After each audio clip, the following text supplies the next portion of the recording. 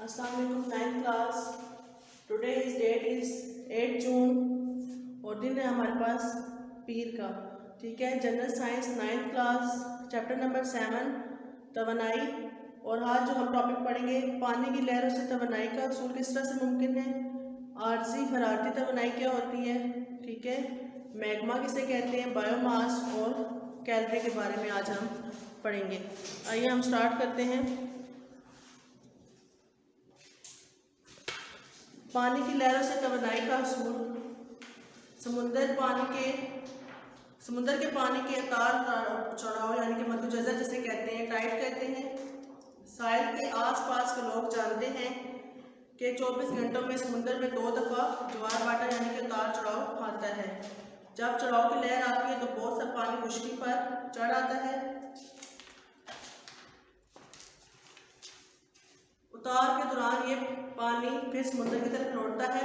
चढ़ाव के दौरान आने वाले पानी को अगर जखीरा करने का वाज़िह निज़ाम कर लिया जाए तो खारिज करते वक्त टरबाइन चलाए जाएं तो इन टरबाइनों के साथ जनरेटर लगाकर बिजली पैदा की जा सकती है। नेक्स्ट है आर्जी हरारती तवानाई। ज़मीन हमें गर्म पानी के चश्मों से गर्म पानी मुहैया करती है। कुरास के अंदर काफ़ी गहराई में ज़मीन का कुछ हिस्सा जो है वो पिघली हालत में है, जिसे हम मैग्मा कहते हैं। मैग्मा का बुलंद दर्जा हरारत आसपास के पानी को भाप बना देता है।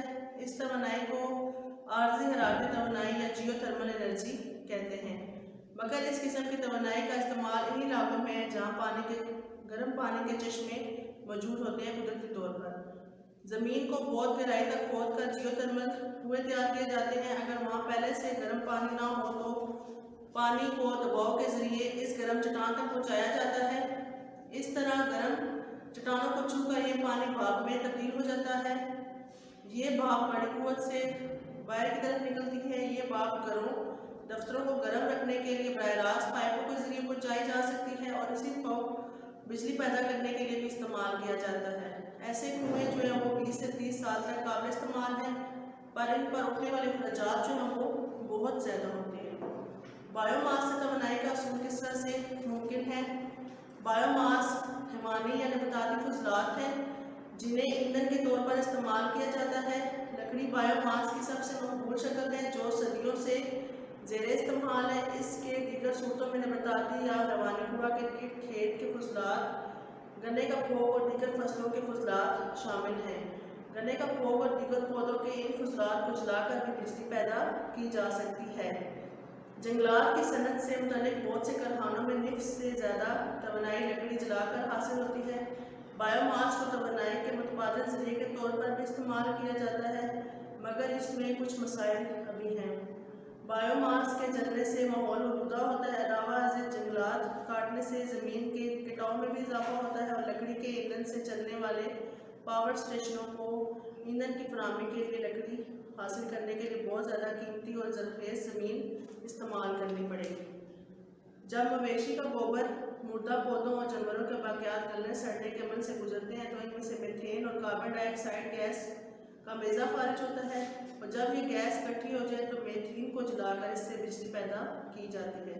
इस तरह चलने वाले एक जलप्रपाती प्लांट से 50 मेगावाट तक रोजाना जो है वो बिजली पैदा की जा सकती है। तवानाई मापने की इकाइयाँ हमारे पास है पेज नंबर 133 पे बिल्कुल लास्ट में, ठीक है। हम जो खुराक खाते हैं इससे दीगर फ़वाइद के अलावा तवानाई भी हासिल होती है, जिसके बायस हम मुख्तलिफ काम सर अंजाम देते हैं। ऐसे तवानाई को मापने के लिए हम अमूमन कैलोरी हरारे की यूनिट इस्तेमाल करते हैं, इकाई यूनिट को कहते हैं। अमूमन इस इकाई हरारों के ज़रिए हम हरारती तवानाई को मापते हैं। सबसे पहले इसकी इकाई जौल हमने पढ़ी थी, अब हम कैलोरी को स्टडी करते हैं। कैलोरी क्या है? ये हरारत की वो मिक़दार है जो 1 ग्राम पानी के दर्जा हरारत में 1 दर्जा सेंटीग्रेड इजाफे के लिए दरकार होती है।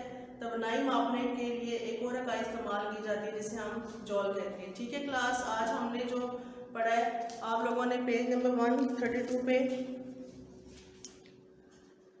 आर्जी हरारती तवानाई ये टॉपिक अच्छे तरीके से याद करना है। बायोमास और नेक्स्ट पेज पे ये कैलोरी की डेफिनेशन है, ये आप लोगों ने अच्छे तरीके से याद करनी है। इंशाल्लाह नेक्स्ट लेक्चर के साथ फिर मुलाकात होगी।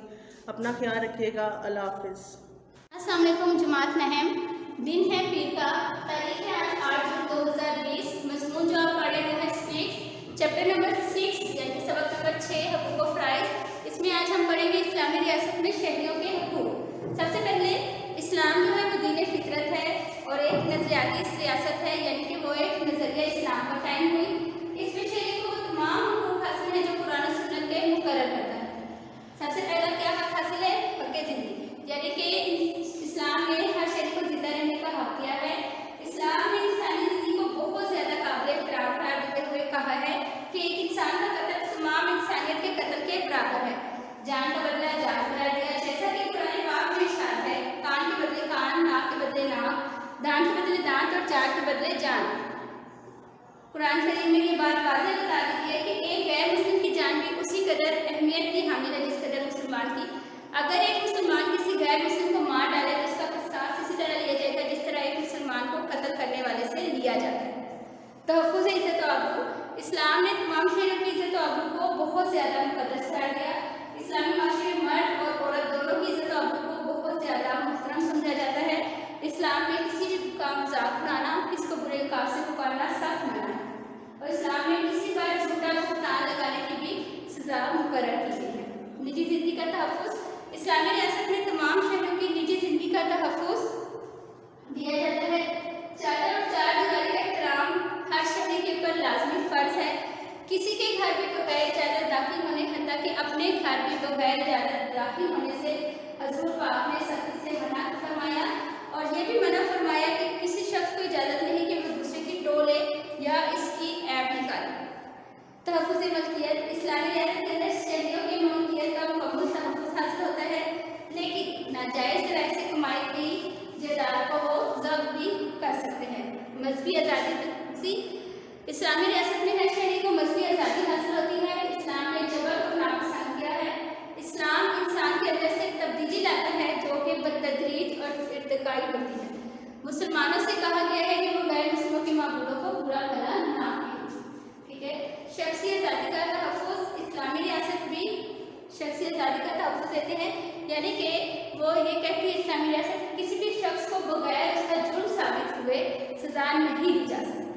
कानून में सिर्फ शुबे या शक की बुनियाद पर गिरफ्तार नहीं किया जा सकता, बल्कि कुरान पाक में इसको वाज़ेह तौर पर बयान किया गया है कि अल्लाह ताला ने अपने बंदों को जो आज़ादी दी है इसको कोई कुरान सर यानी कि उसको छीन नहीं सकता। ख़वातीन के हकूक़, इस्लामी रियासत में ख़वातीन शहरियों के हकूक़ को बहुत अहमियत दी गई है। इस्लाम से कबल औरत की हैसियत क्योंकि बहुत कम थी, लेकिन इस्लाम के आते ही उसने औरत को विरासत में हिस्सादार बना दिया और औरतों को मर्दों के मुसावी हकूक़ फराहम किए। हक़ की आज़ादी राय, इस्लामी रियासत में तमाम शहरियों को अपनी राय का इजहार करने की मुकम्मल आज़ादी है।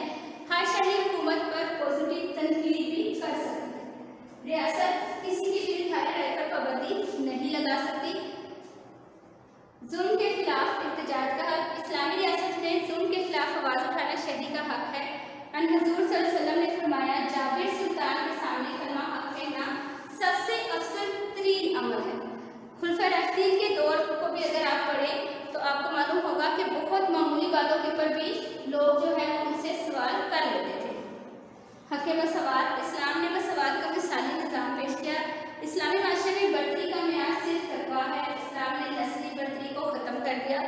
कानून की नज़र में सब बराबर है। हज़ूर सल्लल्लाहु अलैहि वसल्लम के पास एक मरतबा एक आला खानदान की जो औरत है चोरी के इल्ज़ाम में किसी ने उसकी सिफारिश की तो आप सल्लल्लाहु अलैहि वसल्लम ने फरमाया कि अगर मेरी बेटी फातिमा भी ऐसा करती तो मैं उसका हाथ काटने की सज़ा देता।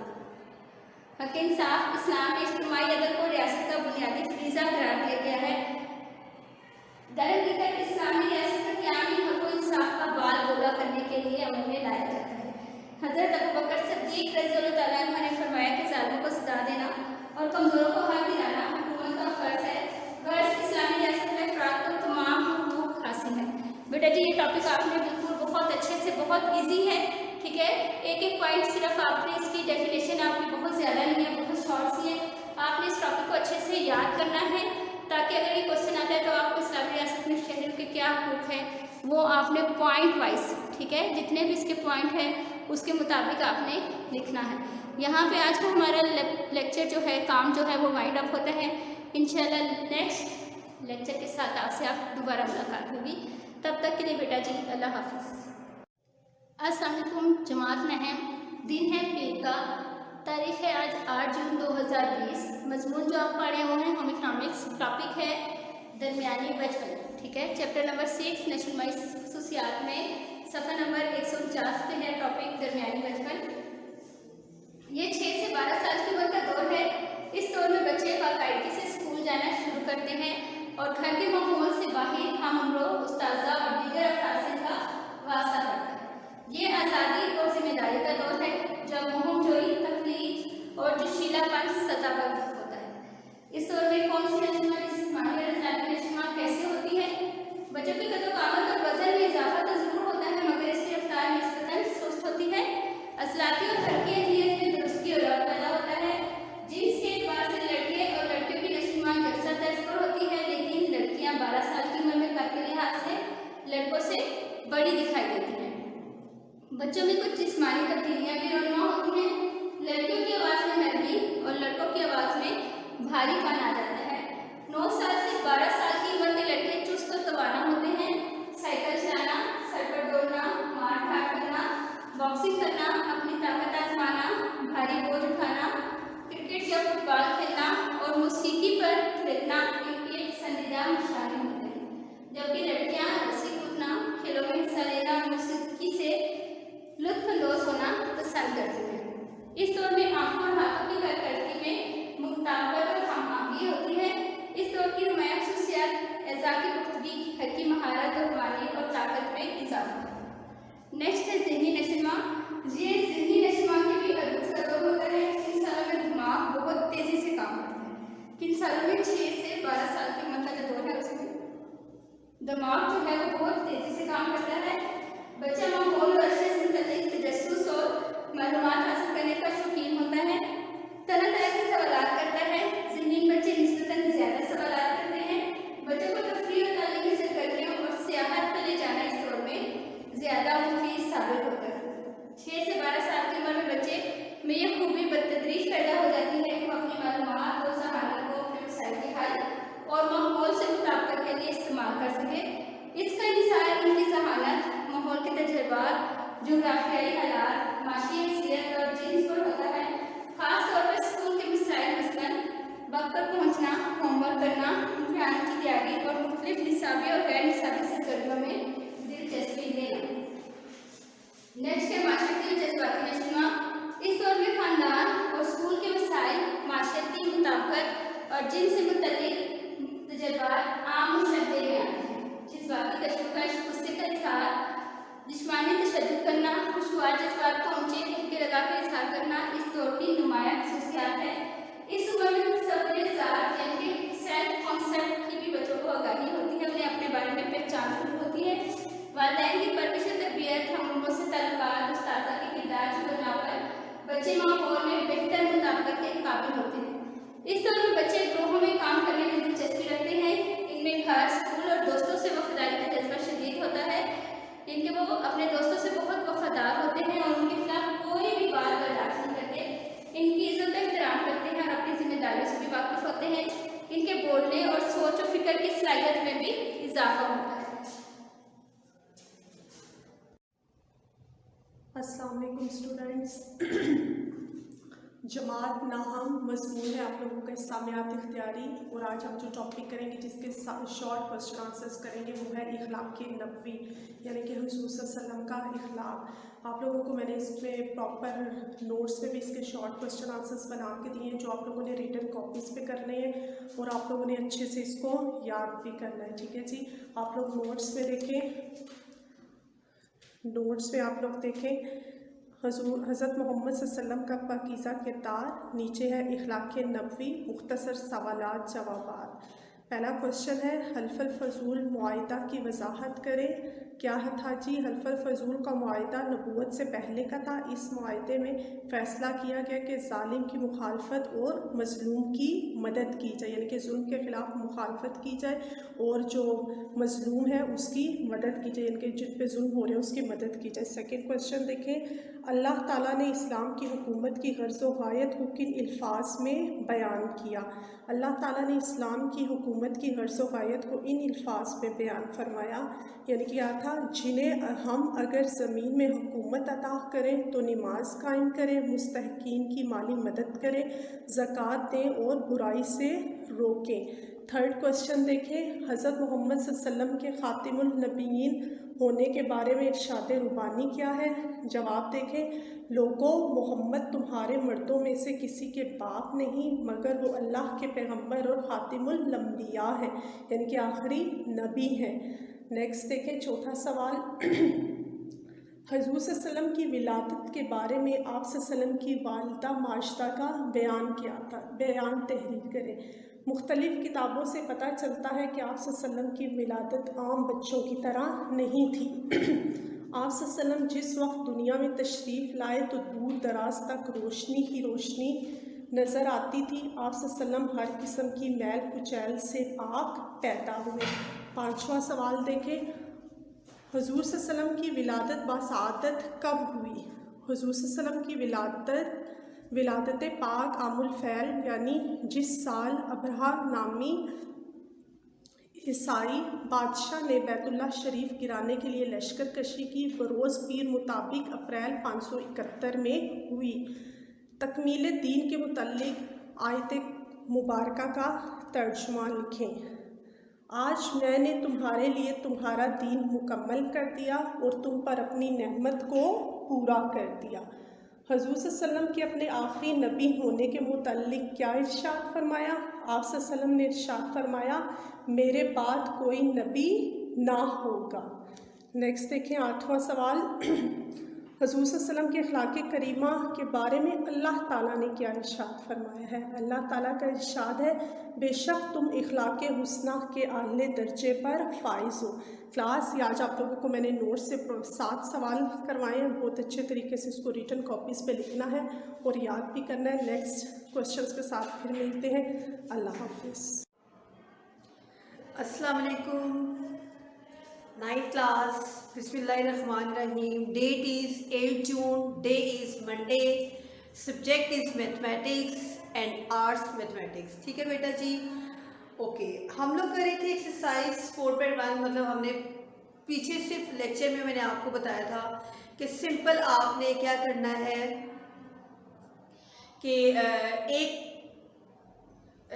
करेंसी से, एक मुल्क की करेंसी से दूसरी कंट्री की करेंसी में कैसे आप लोगों ने चेंज करना है करेंसीज को। ठीक है, आज हम उससे रेलिवेंट जो है क्वेश्चंस करेंगे। ओके, अच्छा स्टार्ट करते हैं।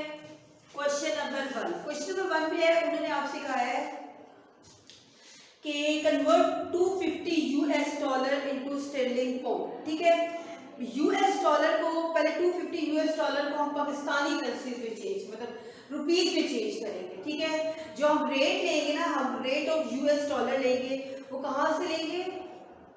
ठीक है, मैंने आपको क्या कहा था, जब आपने रुपीज में चेंज करना है तो फिर आपने रेट कहाँ से लेना है? ठीक है, अपना वो टेबल ओपन करें आप। ठीक है, उसमें देखते हैं जब आपने किसी करेंसी को या किसी भी कंट्री की करेंसी को रुपीज में चेंज करना है तो रेट आप सेकंड वाले कॉलम से लेंगे। ठीक है, तो रेट ऑफ US डॉलर। ठीक है, क्वेश्चन नंबर 1 डायरी में आपके पास है, क्वेश्चन नंबर 1 to 4।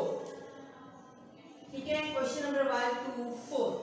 अच्छा, आप लिखेंगे rate of US dollar.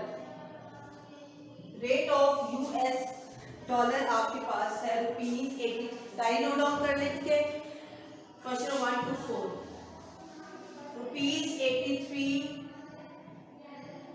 Rupees 83.800। ठीक है, अच्छा जी, तो 250 US dollar means 250 multiply by rupees 83.800, ठीक है। ये हो जाएगा रुपीज, अच्छा इसको पहले मैं लिख लेती हूँ, 20,000, ठीक है, 20,950। ये तो चेंज हो गया। अब आप इसको किस तरह से भी लेके जाना चाहते हैं स्टेरलिंग पाउंड में। पहले rate of sterling pound, rate of sterling, देखिए बेटा पहले मैंने भी इसके स्टेप्स याद किए कि अगर पाकिस्तानी करेंसी में नहीं है क्वेश्चन तो पहले इसको आप चेंज करें, ठीक है, रुपीज में चेंज करें। पहले मैंने रेट बताया यूएस डॉलर का, वो पाकिस्तानी करेंसी में चेंज करने के बाद अब मैं स्टेरलिंग पाउंड में जा रही हूँ, तो रेट ऑफ यहाँ पे आप आके रेट ऑफ पाउंड स्टेरलिंग लिख लें जैसे बुक में दिया हुआ है। रेट ऑफ पाउंड स्टेरलिंग वो हो जाएगा रुपीज 129, और ये कहाँ से वैल्यू लेनी है, फर्स्ट वाले कॉलम से, बाइंग की रेट से, ठीक है। अच्छा, पाउंड ऑफ स्टेरलिंग आप लिखेंगे pound of sterling in exchange of $250, ठीक है। ये हो जाएगा 20950 डिवाइड बाय 129.7, फिर आपने दोनों वैल्यूज को क्या कर देना, डिवाइड कर देना, 161.406। जब आपकी करेंसी पाकिस्तानी में चेंज हो जाएगी ना तो आपने डिफरेंट कर उसमें जाना है, तो आपने उसमें दोनों वैल्यूज को आपने बस डिवाइड करना है, ठीक है। अच्छा जी, क्वेश्चन नंबर 1 यहाँ पे ऐड होता है। क्वेश्चन नंबर 2 है बेटा जी आपके पास,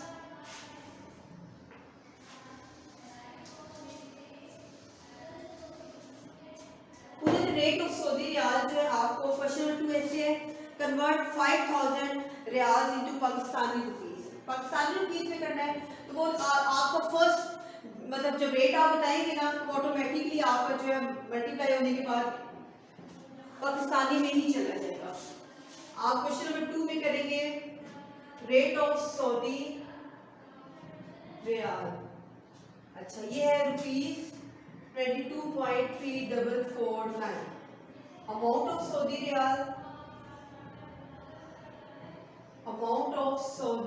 रियाल 5000, मतलब टोटल हमारे पास जो है 5000 को चेंज करना है। अच्छा हम लिखेंगे 5000 सऊदी रियाल। अच्छा फर्स्ट 2 क्वेश्चन थोड़े से चेंज हैं, ठीक है, बाकी में ये कि कहीं ना कहीं लॉजिक है और आपको समझ आ जाती है कि इसमें हमने ये करना है। 5000 Saudi riyal in exchange of Pakistani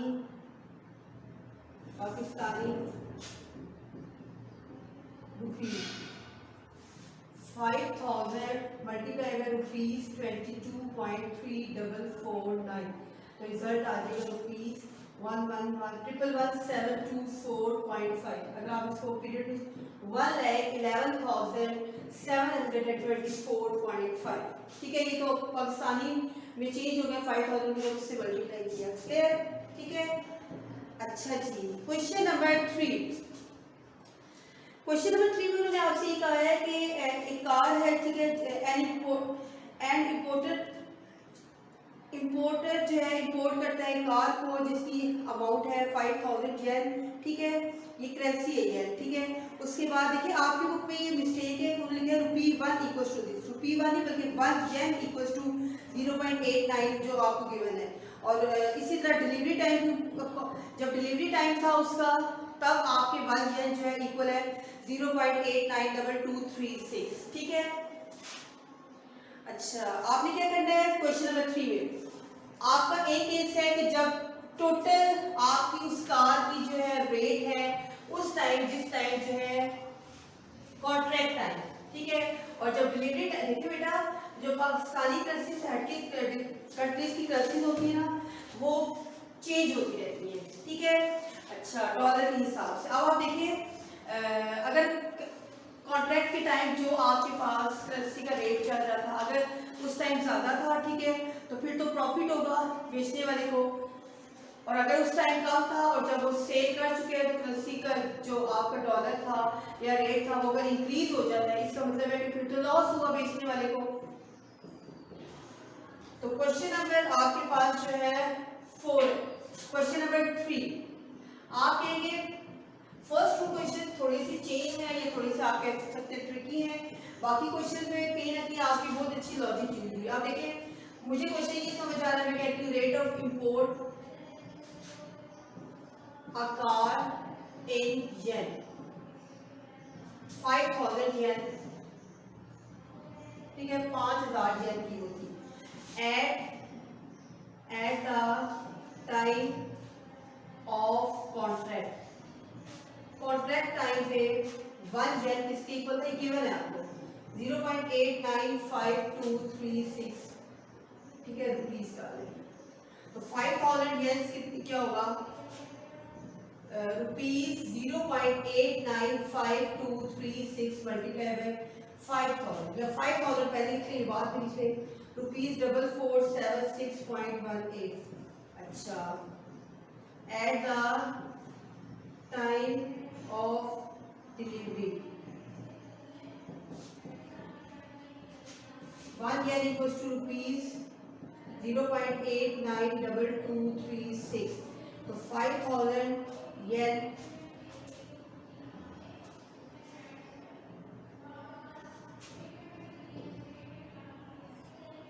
ठीक है, ये हो जाएगा रुपीस 4461.18, ठीक है यहां तक। अच्छा अब आप देखो, अब आप कॉन्ट्रैक्ट टाइम पे रेट था 8952, डेफिनेटली कॉन्ट्रैक्ट टाइम पे जो रेट था वो ज्यादा था 1 yen और डिलीवरी टाइम कम हो गया, इसका मतलब है कि लॉस हुआ, खरीदने वाले को लॉस हुआ, ठीक है खरीदने वाले को जो है आपके पास लॉस हुआ, कितना लॉस हुआ रुपीस 4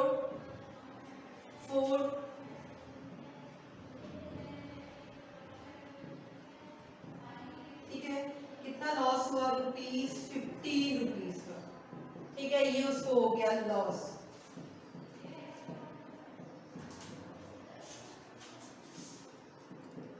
ओके अच्छा जी कितना आसान था क्वेश्चन। क्वेश्चन नंबर 4, क्वेश्चन 4 में उन्होंने 3 पार्ट्स दे दिए, ठीक है उन्होंने ये कहा है कि a customer wants to convert a 150 American dollars into rupees, he goes to an authorized dealer, he offers him conversion at the rate of $1, ठीक है वो $1 को बता रहा है कि इसके इक्वल होता है if it is converted with a money changer the rate is $1, मतलब अगर वो कन्वर्जन एट द रेट देखते हैं तो $1 इसके पास कितना होता है, लेकिन जब वो मनी चेंजर के पास जाता है तो वो रेट बताते हैं 83.4495। अच्छा आप बताएंगे अगर वो ऑथराइज्ड डीलर्स के पास जाता है मतलब ठीक है तो तब उसको मतलब कितनी अमाउंट है उसकी, मनी चेंजर के पास जाता है तब क्या मतलब अमाउंट बनेगी आपके पास 150 अमेरिकन डॉलर की, तो लॉस कितना होगा due to conversion with the money changer, मतलब अगर वो मनी चेंजर से करवाता है तो फिर उसको कितना लॉस होगा, ठीक है। समटाइम ऐसा होता है करेंसी अगर हम लोग किसी अपने जाने वाले से इस तरह चेंज करा लेते हैं तो शायद हमें थोड़ा बहुत प्रॉफिट हो जाता है उसमें, वरना मनी चेंजर जो है आपके पास जो एग्जैक्ट रेट चल रहा होता है ज्यादा है कम है उसी के अकॉर्डिंग आपको देता है, ठीक है। अब क्वेश्चन नंबर 4 आपके पास ये है कि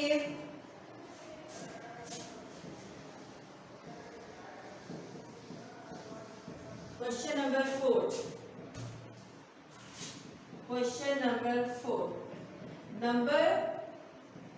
नंबर ऑफ अमेरिकन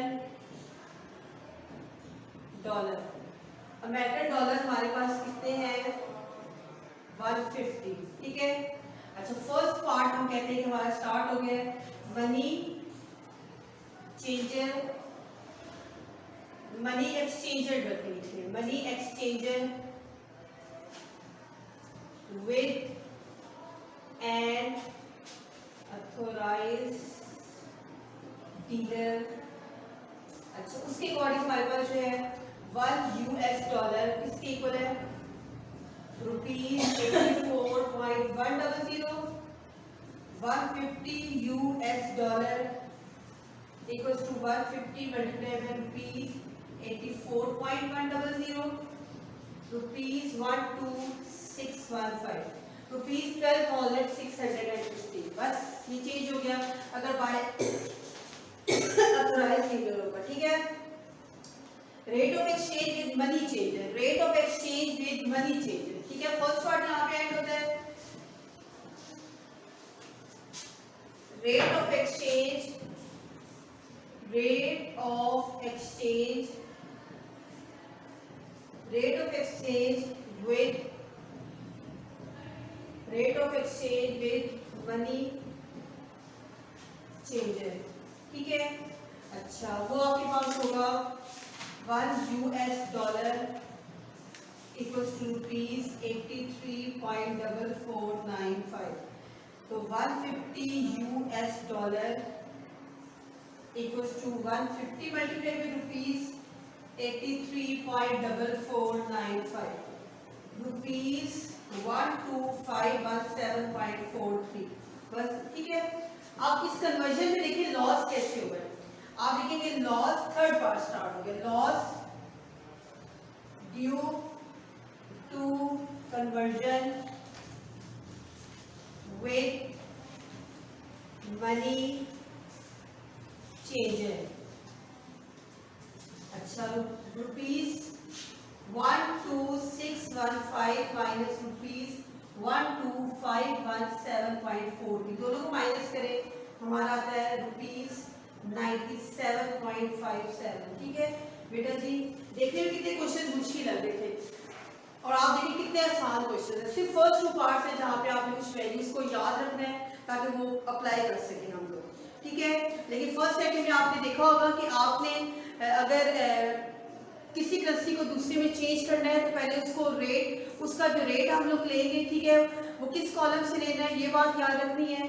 और जब आप जिसमें चेंज करेंगे तब आप रेट उसको मतलब किस में 2 कॉलम्स है ना आपका टीटी और ओड, उन दोनों कॉलम में से फर्स्ट वाले कॉलम में से, ठीक है, टीटी से या बाई टीटी से, ठीक है।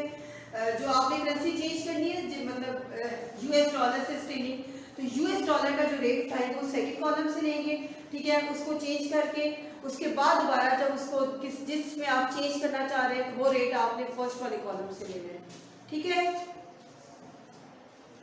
क्लियर है? अच्छा, ये आज का लेक्चर वैसे यहाँ पे एंड होता है। क्वेश्चन 1 to 4 ही आपकी डायरी है, जो इसके रिमेनिंग क्वेश्चन है वो इंशाल्लाह हम लोग नेक्स्ट वीडियो में करेंगे, ठीक है। लेकिन जो आपके क्वेश्चन आज करवाए गए हैं ये आपने अपने रजिस्टर्स में भी करने हैं और साथ इसकी आपने प्रैक्टिस भी करनी है, ठीक है। थैंक यू बेटा जी। नेक्स्ट लेक्चर में मिलेंगे 9th डेट के साथ। दुआ में याद रखिएगा। अल्लाह हाफिज़।